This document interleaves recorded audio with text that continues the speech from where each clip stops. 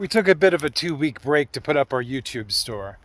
More about that in a minute, but for now, enjoy this video on wilderness animal safety. The fact that an owl can hear your heartbeat 50 yards away in the dark. The wildcat tactically stalks and obsesses over its prey, attempting to understand it as completely as it can before it strikes. A wolf can smell and see you from at least the same distance downwind. And Yogi is always looking for that picnic basket. These can all be very daunting factors to beginner and advanced campers because, well, you never know.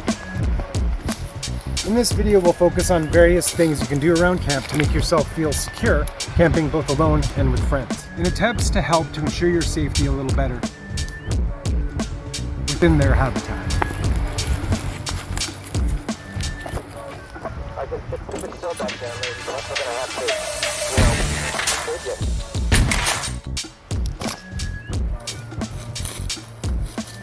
The first best thing to know about cougars is that while stalking, they tend to attack from behind.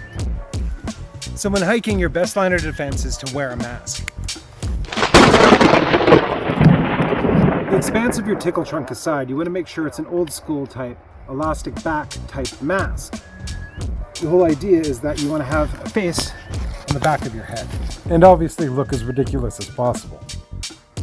Generally attacking from behind, cougars are an opportunist creature that will only attack prey if they believe to hold all the cards in their favor. If they believe that you can see them coming, they've lost their advantage. Should you need some extra added security, walk softly and carry a big stick. Should you encounter a wildcat, make yourself look as large as possible, speak aggressively, and if they're not cornered, they'll likely back away and you're free to move on. A lot of people just tell you to arm yourself. You can get all hood tactical. Or you can pack in some iron. But hey, I live in Canada. So unless you have an active gold claim and are carrying something big and heavy, you're stuck with bear spray. And there's the old bushman's tale of vinegar, sulfur, and urine. If you're enjoying this video, please continue to do so. As we mentioned in our last video, we took a bit of a hiatus to open up our YouTube shop, so please do, after watching the video, check out the main channel and have a look at our store. Some fun things in the store. Mix all of that up and spray it around camp. Let me know how that goes. And if you're under the cover of nightfall. As previously mentioned, cougars, or any other type of wildcat in general, has a tendency to attack from behind. Using the strobe light on the back of your flashlight should be able to discombobulate them and confuse them within their environment, warding away yourself as prey. And if you happen to have your ATV or dirt bike with you, aggressively rolling on the throttle should be enough to deter them as well.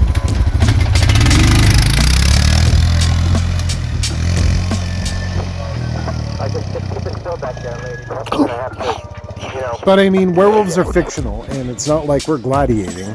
There's less likely of chance getting attacked in the woods than there is getting mugged in the city. When it comes to black bears, they are technically omnivores, but in spite of their size and strength, they're a little bit too lazy to go after much more than insects, berries, rodents, your garbage, unless with cubs or on the cocaine. Grizzlies, on the other hand, they're an entirely different matter you can ask Anthony Hopkins all about. Despite this, you're probably better off to take some precautions. Sure, we've all heard of a bear hang. And of course, there's a number of ways to set up a bear hang. What I prefer to do is use a knot called the alpine butterfly. This knot is fairly easy to tie. Just grab your hank of cordage, whatever thickness, as long as it can hold your bag of food, your cooler, whatever. Deploy about 3.5, 2 feet. Wrap it around your hand 3 times.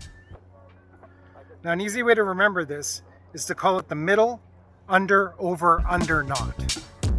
Grab your middle line, pull it under your last line that you've looped around your hand, bring it back over to the first line you initially looped, push it under so you've got a bite that surpasses through both. Hang on to that bite, pull your hand out, grab either end and pull tight. Now you have a suspended loop on a section of your line. Go ahead and attach something with some weight.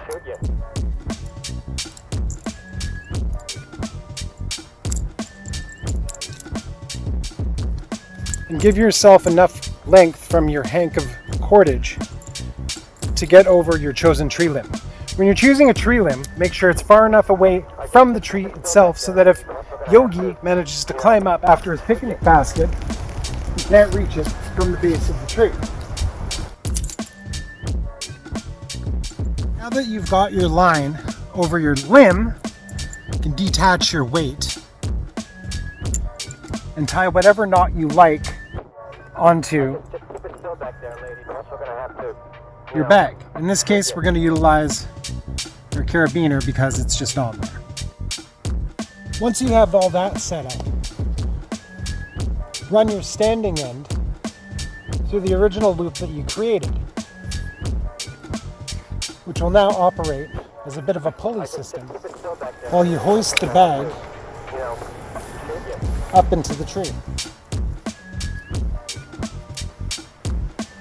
Once you've reached the desired height with your bag, take your static line and either stake it down or tie it off away from the tree base. In this case, it is better to use a brighter colored line, even though it's away from camp, just to avoid any accidents, tripping up the line and knocking the bag down. When you're ready to access your bag, simply come over to your line you've tied off, undo your crick release, and the system will lower on the weight of the bag.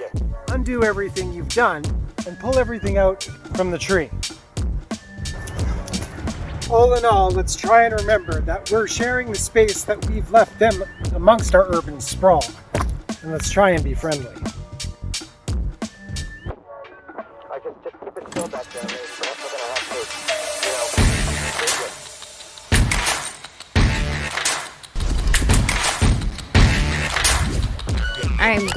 I was literally about to.